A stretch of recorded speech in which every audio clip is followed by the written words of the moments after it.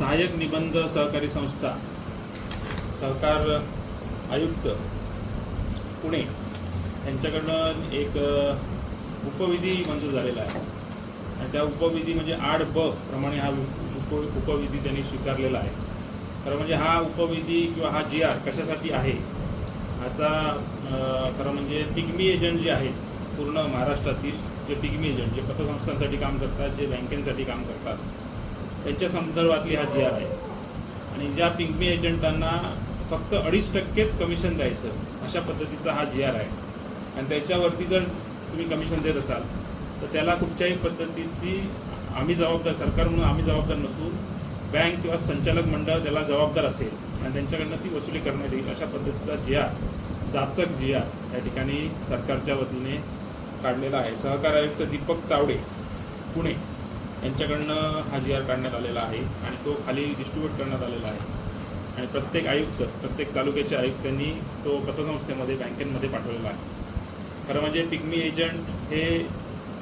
Agent आणि bank यांचं एक मध्यस्थी म्हणजे एक दुवा म्हणून बँकेचा एक पिग्मी एजंट काम करतात. आणि हे पिग्मी एजंट काम करत असताना लोकांशी त्यांची नाळ जोडलेली असते. व्याजदार जे कर्ज घेतात त्यांच्याशी नाळ जोडलेली असते, प्लस जे व्यापारी असतात त्यांच्याशी नाळ जोडलेली असते.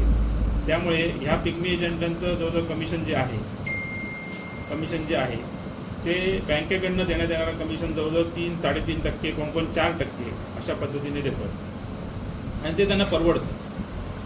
आणि जर 2.5% कमिशन जर एखाद्याला मिळालं एका पिग्मी एजंटला तर ते कशा पद्धतीने असेल, म्हणजे समजा जर त्याने 1,000 रुपये दिवसाला गोळा केले तर त्याला 25 रुपये मिळतात अशा पद्धतीने त्यांचं कमिशन असतं. म्हणजे जर 5,000 गोळा केले तर किती रुपये मिळाले, 125 रुपये मिळाले अशा पद्धतीचं त्यांचं कमिशन असतं. हातावरचं पोट असणारा हा पिग्मी एजंट आहे. आणि अशांवरती अन्याय करू नये अशा पिग्मीधारक तुम्ही बघितलं असाल की ते आवाज उठवत आहेत आणि त्यांनी जर काम बंद केलं तर बँकेचा व्यवहार ठप्प झाल्याशिवाय राहणार नाही अशा पद्धतीची अवस्था आज आहे. त्यामुळे पिग्मी एजंटांबद्दल आम्हाला सुद्धा सगळ्यांना सहानुभूती आहे आणि त्यांचं जोपर्यंत कमिशन वाढवलं जात नाही तोपर्यंत आम्ही त्यांच्याबरोबर आहोत. पिग्मी एजंट हा एक वेगळा दुवा म्हटला जातो बँकेच्या अर्थव्यवस्थेचा. खरं म्हणजे कर्ज कोणाला द्यायचं ह्याच्यावरून सुद्धा पिग्मी एजंटांना विचारलं जातं.